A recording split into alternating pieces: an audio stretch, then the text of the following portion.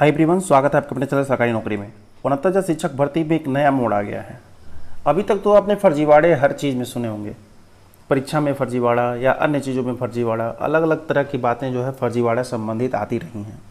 कितनी सच्चाई है और कितनी असलियत, ये तो जांच का विषय होता है और इसमें जांच होती ही है और जांच होने पे आपके सामने है, सब लोग पकड़े ही गए हैं। फिलहाल बात करते हैं एक ऐसे फर्जीवाड़े की जो कि आपको अचरज में डाल देगा। ये फर्जीवाड़ा 69,000 शिक्षक भर्ती की जन सूचना से संबंधित है, मतलब आरटीआई से।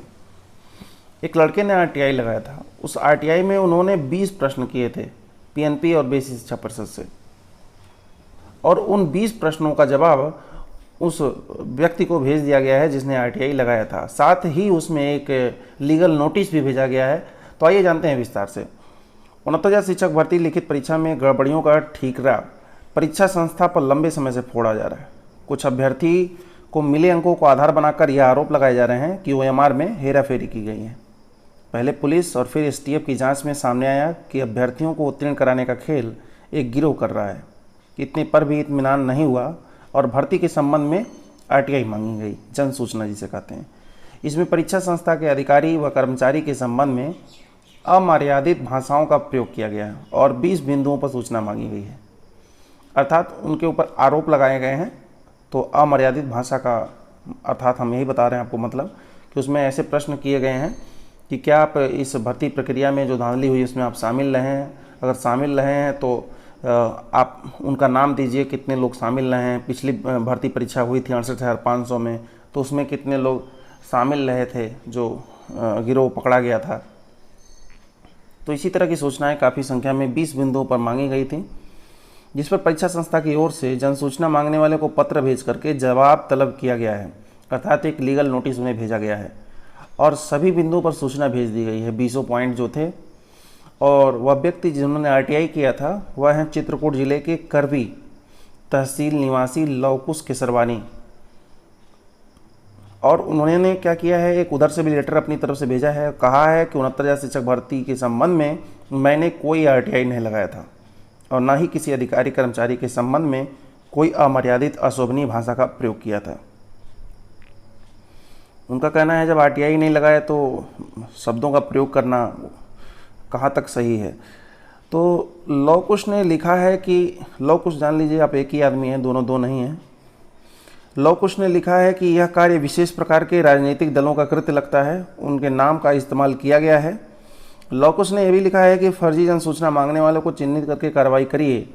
और पीएनपी सचिव अनिल भूषण चतुर्वेदी अब इस मामले को एसटीएफ को सौंपना चाह रहे हैं ताकि फर्जीवाड़े में शामिल लोगों पर कार्रवाई हो सके। मतलब कौन ये आरटीआई लगाया और कौन इतना खतरनाक क्वेश्चन किया था, उसको पकड़ने के लिए वे इस मामले को एसटीएफ को देना चाह रहे हैं ताकि वह पकड़ा जा सके, क्योंकि वह जो 20 प्रश्न किया था अचरज में डाल देगा। सोशल मीडिया पर काफ़ी उस समय वायरल हो रहा था। तो उनका कहना है कि योजनाबद्ध तरीके से परीक्षा संस्था को बदनाम किया जा रहा है, जबकि संस्था ने परीक्षा करा करके परिणाम घोषित किया। मतलब संस्था का काम है परीक्षा कराना और उसका परिणाम घोषित करना। मतलब आप ऐसे समझिए कि पीएनपी सचिव का कहना है कि पीएनपी का कार्यालय का इतना काम है कि परीक्षा करा दी जाए। परीक्षा करा देने में ये नहीं है कि हर सेंटर पर पीएनपी के ही जो कार्यालय के लोग होंगे हर जगह उपस्थित होंगे, ऐसा संभव नहीं है। 75 जिले हैं और इतने ज़्यादा सेंटर बने हैं। तो उनका यही मतलब था कि परीक्षा करा दी गई और रिजल्ट घोषित कर दिया गया, मेरा इतना काम था। बाकी परीक्षा केंद्र निर्धारण और इम्तिहान के दौरान जो ढिलाई जिलों में की गई है उससे गड़बड़ी का अवसर लोगों को मिला था। इसमें परीक्षा संस्था का कोई लेना देना नहीं है। और बात रही जो सादे ओएमआर की, तो अब भी वो संस्था में उपलब्ध हैं। इसलिए उपलब्ध हैं सादे क्योंकि जो जालसाज थे यहाँ तक अपनी पहुँच नहीं बना पाए, इसलिए सादे ओएमआर अभी भी उपलब्ध हैं, आप चाहें तो देख सकते हैं। तो ऐसे में आरटीआई लगाने वाले व्यक्ति ने अपनी बात कही है कि हमने किसी तरह का कोई आरटीआई नहीं लगाया है। फिलहाल उसकी जांच की जा रही है, क्योंकि जब भी आरटीआई लगाया जाता है या तो ऑफलाइन लगाया जाता है या तो ऑनलाइन। लेकिन एक तरह से अगर ऑनलाइन आरटीआई लगाया गया होता, जैसे कि ये ऑफलाइन शायद आरटीआई लगा हुआ था, ऑनलाइन आरटीआई लगाया हुआ होता तो तब अब तक जो है पकड़ में आ जाता कि ऑनलाइन आरटीआई जो है कहाँ से लगा है, आईपी एड्रेस से। तो ऑफलाइन में थोड़ा सा मुश्किल हो पाता है इसे पता लगाना, क्योंकि अभी सारे पोस्ट ऑफिस पे कैमरे तो हैं नहीं, कि जिस दिन आरटीआई चला है जिस पोस्ट ऑफिस से, ये तो पता चल जाता है कि इस पोस्ट ऑफिस से आया है। जैसे कि आपको पता ही होगा जिस नाम से आरटीआई लगाया गया था उस तक तो पहुंच बना ली गई है और उसको लेटर जारी कर दिया गया था। फिलहाल उस लड़के ने अपनी तरफ से कह दिया है कि मेरी तरफ से कोई आरटीआई नहीं लगी है। तो अगर बात करें कि क्या वो पकड़ा जाएगा, तो आप ऐसे जान लीजिए वो बिल्कुल नहीं पकड़ा जाएगा, क्योंकि उसने ऑफलाइन आरटीआई जो लगाई होगी तो वो पोस्ट ऑफिस से कहीं लगाया होगा और हर पोस्ट ऑफिस पे कैमरे नहीं हैं। तो ऐसे में मात्र एक कैमरा ही पकड़ सकता था कि उसने आरटीआई को कौन डिब्बे में ला कर डाल दिया, यानी कि पोस्ट ऑफिस के बॉक्स में कोई डाल दिया होगा ला करके। अगर वो ऑनलाइन आरटीआई लगी होती तो पकड़ा जाता। तो ऐसे में आप लोगों की क्या राय है, क्या आरटीआई लगाने वाले को पहले पकड़ा जाना चाहिए कि उसने जो क्वेश्चन किया था उसका जो जवाब दिया गया है उसको भी सार्वजनिक किया जाना चाहिए? आपको क्या लगता है कि जो प्रश्न किए गए थे उनके उत्तरों को क्या आप भी जानना चाहते हैं, क्या सार्वजनिक हो? तो आप कमेंट बॉक्स में लिखें, हम भी जानना चाहते हैं कि आप लोग क्या सोचते हैं इस बारे में। और सूचना मांगने वाला जो भी सूचना मांगा था उन 20 प्रश्नों को अगर आप शायद सुने हो, देखे हो, उस समय सोशल मीडिया पर काफ़ी वायरल था।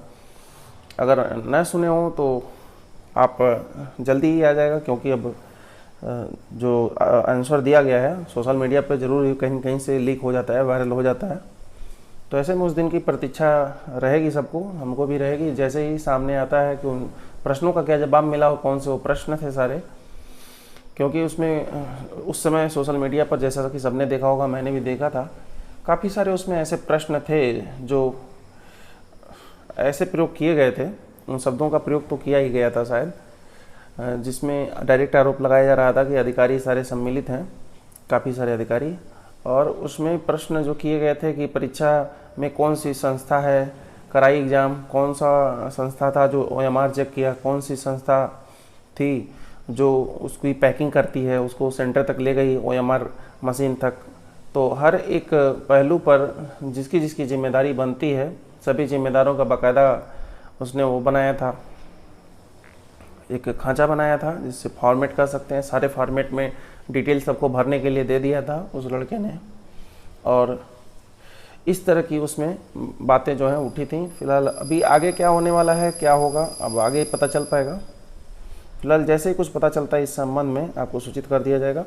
और टेट और बीटीसी का ऑनलाइन सत्यापन शुरू हो गया है। ये काफ़ी दिन पहले का ही न्यूज़ है, लेकिन एक बार पुनः अपडेट आया है कि टेट और बीटीसी प्रशिक्षण का सत्यापन ऑनलाइन किया जा रहा है। पीएनपी सचिव ने बताया है कि डाइट के प्राचार्य एवं बेसिक शिक्षा अधिकारी को सूचित कर दिया गया है कि टेट के 2013, 14, 15, 16, 17 के जो उत्तीर्ण अभ्यर्थी हैं उनका विवरण विभाग की वेबसाइट पे होम पेज पर मिल जाएगा। और बीटीसी प्रशिक्षण बैच 11 से लेकर के 2015 तक तथा शिक्षा मित्र के जो 2 वर्षीय प्रशिक्षण होते हैं उनके सभी चरणों का सत्यापन भी वेबसाइट पर उपलब्ध है। ऐसा इसलिए किया गया है क्योंकि इस समय पैंडेमिक जो चल रहा है, इसमें सोशल डिस्टेंसिंग का पालन करना ज़रूरी है। क्योंकि पिछले 1 सप्ताह से विभिन्न जनपद से कई अभ्यर्थी या अध्यापक अपने पुराने प्रमाण पत्रों या अंक पत्रों को प्राप्त करने आ रहे हैं या सत्यापित कराने के उद्देश्य से कार्यालय पहुंच रहे हैं। इसलिए भीड़ बढ़ने से कर्मचारियों के संक्रमित होने की आशंका के कारण ऑनलाइन सत्यापन के आदेश 8 फरवरी 2019 को ही जारी किए जा चुके हैं, जिसका पालन किया जाए। और यदि ऑनलाइन सत्यापन में कोई विसंगति मिलती है तो ईमेल के माध्यम से सत्यापन के लिए पत्र भेजें। तो जिन लोगों को सत्यापन कराना है तो ऑनलाइन सत्यापन करा सकते हैं, और अगर कोई प्रॉब्लम है तो मेल करिए, और मेल में भी आपको जो है वेरीफाइड कर दिया जाएगा आपके सर्टिफिकेट को। तो आज के लिए बस इतना ही, धन्यवाद।